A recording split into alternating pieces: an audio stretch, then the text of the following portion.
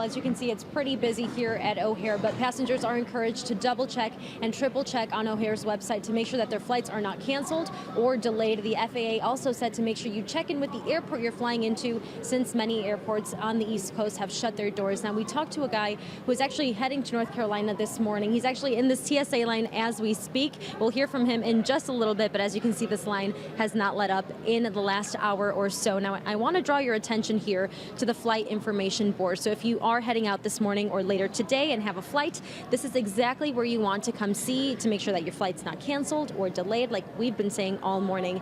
Now, the effects of Florence are expected to begin tomorrow around 1 a.m.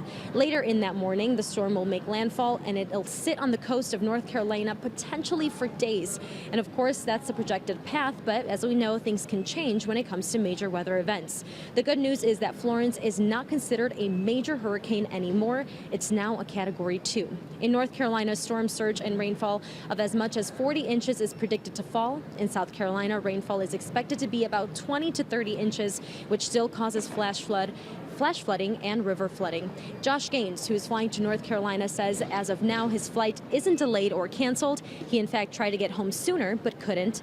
All he can do now is board the flight that he's on right now and get ready to help his wife prepare for the hurricane. Fill up the bathtub, fill up some water bottles, pray we have food, and I think we'll be all right.